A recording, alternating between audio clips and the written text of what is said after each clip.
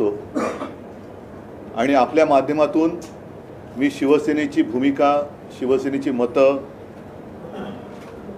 ही जनतेपर्यंत पोचवत असतो आणि मला खात्री आहे की आपण सुद्धा सर्व माध्यमं निपक्षपातीपणाने ही जी काही थोडीशी, मी काही लगेच विरोधी मतं नाही म्हणत, पण जनतेच्या हिताची जी आमची पण काही मतं आहेत ती तुम्ही महाराष्ट्राच्या आणि देशाच्या कानाकोपऱ्यात पोचवत असाल.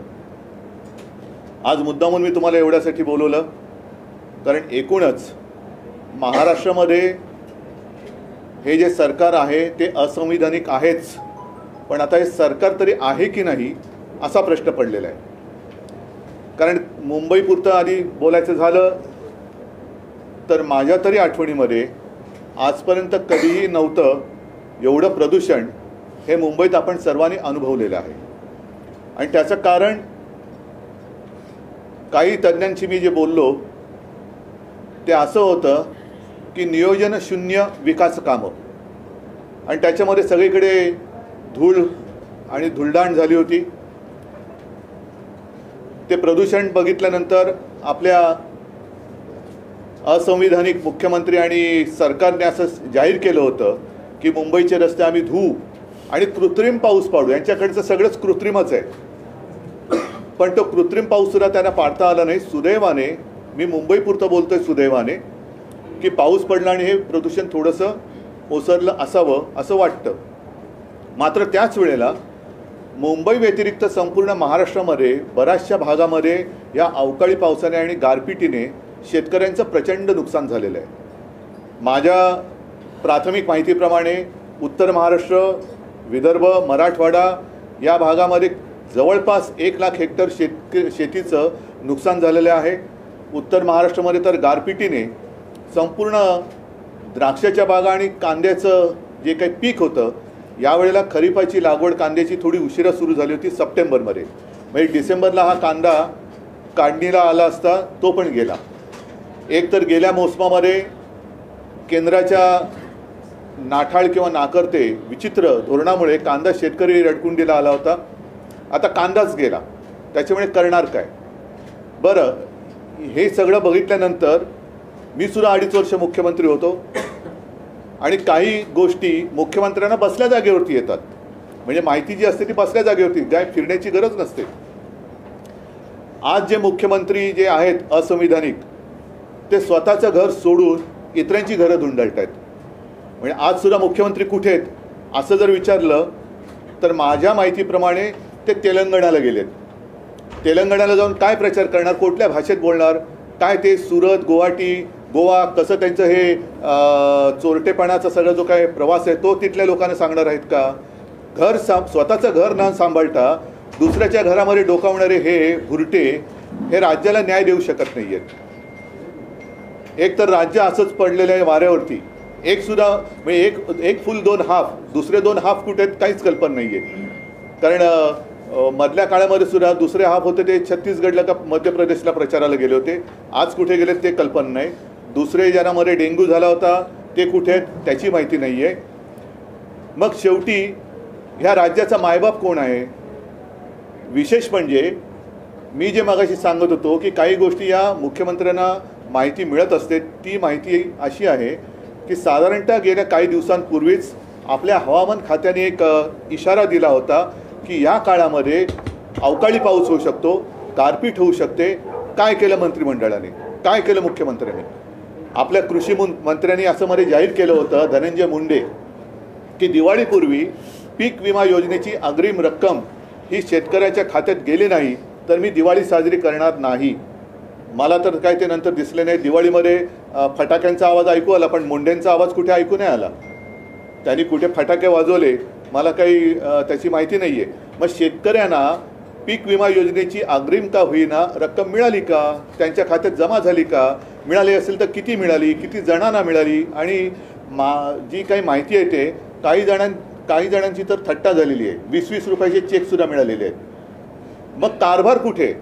हे पूर्णपणे स्वतःची खुर्ची सांभाळण्यासाठी जेवढ्या दिल्ली वाऱ्या करतायत तेवढं हे जरा यांच्यावरती काही बोलल्यानंतर आमचे मुख्यमंत्री जे आहेत गद्दार, ते गळा काढतात की गरीब शेतकऱ्याचा मुलगा, गरीब शेतकऱ्याचा मुलगा. आदर आहे, तुमच्या शेतीबद्दल आदर आहे, पण गरीब शेतकऱ्याची पंचतारांकित शेती, ज्या शेतीमध्ये हे हेलिकॉप्टरने जातात, मी तर म्हणतो अशी शेती आणि असं वैभव माझ्या साध्या साध्या आणि छोट्या शेतकऱ्याला सुद्धा लाभो, ही मी देवाच्या चरणी प्रार्थना करतो की इतर कोणाचंही शेत असं नसेल पंचतारांकित. आणि शेतकरी बिचारा त्याची पायवाट तुडवत जातो, रात्री अपरात्री वीज नसताना शेतीमध्ये पाणी द्यायला जातो, मग त्याला सर्पदंश होतो, विंचू चावतो.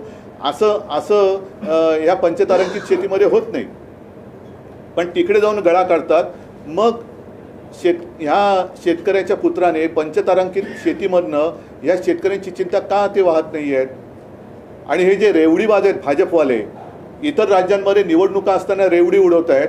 आम्ही तुम्हाला आम्ही ती इलेक्शन कमिशनकडे विचारणा केली, त्याचं उत्तर यायचं आहे की रामलल्लाचं दर्शन, ह्याचं दर्शन, त्याचं दर्शन. अहो, तुमचं दर्शन शेतकऱ्याला कधी देणार. तुम्ही जे काय तिथे रेवड्या उडवत आहेत, 400 रुपयात गॅस सिलेंडर, इतक्या रुपयात हे देणार, तितक्या रुपयात ते देणार. मग महाराष्ट्राने काय तुमचं पाप केलेलं आहे. महाराष्ट्रामध्ये निवडणुका आल्यानंतर तुमच्या तिजोरीची दारं उघडल्यासारखी दाखवणार, पण तोपर्यंत माझ्या महाराष्ट्रातल्या शेतकऱ्याचं आणि इथून एकूण महाराष्ट्राचं जे काय संपूर्ण वाट लागणार आहे त्याची जबाबदारी तुम्ही घेणार आहात की नाही. आणि मध्ये मला खरंच एक प्रश्न मला पण पडला, मला वाटतं त्या प्रियांकानी विचारला की आपले प्रधानमंत्री क्रिकेटच्या फायनलला जातात पण मणिपूरमध्ये जात नाहीत. मग तोच प्रश्न माझा असा आहे की आमचे मुख्यमंत्री आहेत, पंतप्रधान आहेत, गृहमंत्री आहेत, त्यांना सगळ्यांना बाकीच्यांवरती दमदाट्या करायला वेळ आहे, इतर राज्यात प्रचार करायला वेळ आहे, इतर राज्यात रेवडी उडवायला वेळ आहे, म्हणून माझ्या महाराष्ट्रातल्या शेतकऱ्याच्या पाठीवरती हात फिरवायला ते कधी येणार. हा एक प्रश्न आहे. कारण ही आता जी प्राथमिक माहिती मी तुम्हाला दिलेली आहे, साधारणतः 6च्या आसपास काहीतरी जीव गमावले गेलेले आहेत आणि 100च्या आसपास जनावरांची प्राणहानी झालेली आहे. यांचं काय करणार. आणि सगळ्यात महत्त्वाचा विषय की मुख्यमंत्री स्वतःचं घर सोडून घरोदारी फिरतायत. सरकार आपल्या दारी, यार पण कोणाच्या दारी जाते तुम्ही.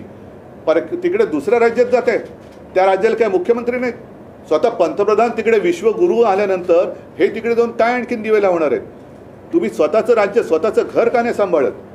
या शेतकऱ्यांना तुम्ही कधी मदत देणार आहात. आणि भाजपला सुद्धा माझा प्रश्न आहे की तुम्ही इतर राज्यांमध्ये जे काय सगळं मुक्तपणाने थापा मारतायत, त्या थापा आता आवरा. आणि महाराष्ट्रामध्ये आज निवडणूक नाही आहे, पण निवडणुकीची आम्ही वाट बघतो आहोत, संपूर्ण महाराष्ट्र आज वाट बघतोय. तेव्हा मात्र तुमचं जे काय हे कुभांड आहे, हे कुभांड फोडल्याशिवाय महाराष्ट्र राहणार नाही. तुम्ही लवकरात लवकर तुमचं ट्रिपल इंजिन असेल, आणखीन किती इंजिनं लावायची ती तुम्ही बघा, पण त्या इंजिनातून थापांचे धूत न सोडता भरघोस मदत आजच्या घडीला जी गरज आहे ती माझ्या राज्यातल्या शेतकऱ्याला करा. आणि ताबडतोबीने मी तर म्हणेन आजच्या आज कॅबिनेटची बैठक घेऊन या सगळ्या परिस्थितीचा आढावा घेऊन ताबडतोब तुम्ही मदतीची नुसती घोषणा नाही तर मदत करायला जाहीर करा, मदत करायला सुरुवात करा. मधल्या काळामध्ये आपल्याला सर्वांना कल्पना आहे की पीक विमा ज्या काही देणाऱ्या कंपन्या आहेत त्या कंपन्यांवरती शिवसेनेने आंदोलन केलं. जर काही परिस्थिती सुधारली नाही तर मी तमाम शिवसैनिकांना सांगतो आणि शेतकऱ्यांना सुद्धा आवाहन करतोय, मी आपल्याला भेटीला येईनच. हे तर आता काय झालेलं आहे की थोडीशी नेहमी घडणारी घटना आहे की असं दुष्काळ. आम्ही मध्ये गेलो होतो दुष्काळग्रस्तांची त्यांना एक दिलासा देण्यासाठी. आम्ही जातो, दिलासा देतो, विधानभवनामध्ये विधानसभेच्या विधिमंडळामध्ये प्रश्न मांडतो, मोर्चे काढतो, पण सरकार ढिम्म राहतं. आता हे सरकार बदलण्याची वेळ आलेली आहे. मी सर्व शिवसैनिकांना सांगतो की जिथे जिथे शेतकऱ्यांचं शेतीचं नुकसान झालेलं आहे त्यांच्या बांधावरती जा, त्यांना दिलासा द्या आणि त्यांच्यासह तिथल्या जिल्हाधिकारी कार्यालयावरती जाऊन जिल्हाधिकाऱ्यांना जा विचारा की तुमच्याकडे नक्की सूचना आल्यात तरी काय. पंचनामे जे पूर्वीचे राहिलेत आत्ताचे पंचनामे कधी करणार. कारण आजच एक बातमी आली आहे, कृषी मंत्र्यांनी आपले जाहीर केले की आम्ही वस्तुनिष्ठ, आता कोणती वस्तू आणि पहिली निष्ठा कोणाची तुमची ते सांगा. ज्याची निष्ठाच कोणावर नाही तो वस्तुनिष्ठ माहिती घेऊन काय जाहीर करणार. त्याच्यामुळे या शेतकऱ्यावरती मी दया दाखवा असं म्हणतोय, करुणा दाखवा असं म्हणत नाही, दया दाखवा आणि लवकरात लवकर शेतकऱ्यांना मदत मिळवून द्या. सर, तुम्ही देखील जाणार आहे का बांधावर शेतकऱ्यांच्या? बघा, मी जाणं हा भाग आलाच, तेच मी तुम्हाला सांगतो की आता ओघाने आलंच. आम्ही जातो, शेतकऱ्यांना, शेतकरी बिचारे धाय मोकलून रडतात. पण कालसुद्धा एक मंत्री गेले असताना शेतकऱ्यांनी त्यांना विचारलं की तुम्ही काय मदत करणार असेल तर या, फुकाच्या गोष्टी करायच्या असेल तर निघून जा. तर निघून जा. ही जबाबदारी सरकारची आहे. आम्ही तर जाऊच, पण पहिले सरकार म्हणून जर अस्तित्वात आहे की नाही ह्याचा कुठेतरी सोक्षमोक्ष लागला पाहिजे. कारण हे आपलं घरदार वाऱ्यावरती सोडून दुसऱ्यांच्या घरामध्ये जर प्रचाराला जात असतील तर मग हे उपयोग काय? ह्या मुख्यमंत्र्याचा आणि उपमुख्यमंत्र्याचा उपयोग काय राज्याला? घर सोडून दुसऱ्याची घरं तुम्ही म्हणजे त्यांची पण बरबादीच करायला जातात थापा मारून. आज बघितलं तर मला वाटतं कुठे तेलंगणात गेलेत वाटतं का महाराष्ट्र उघडा पडलाय, महाराष्ट्राच्या वरती गारपीट झालेले आहे, मृत्युमुखी पायी पडलेत, शेतकऱ्यांची वाताहत झालेली आहेत, घरदारं उद्ध्वस्त झालेत आणि तुम्ही प्रचाराला तिकडे जातात. लाज नाही वाटत? मग मी हे बोलल्यानंतर स्वतःच्या पंचतारांकित शेतीमधनं पुन्हा हे सांगणार की गरीब शेतकऱ्याचा मुलगा मुख्यमंत्री झाला.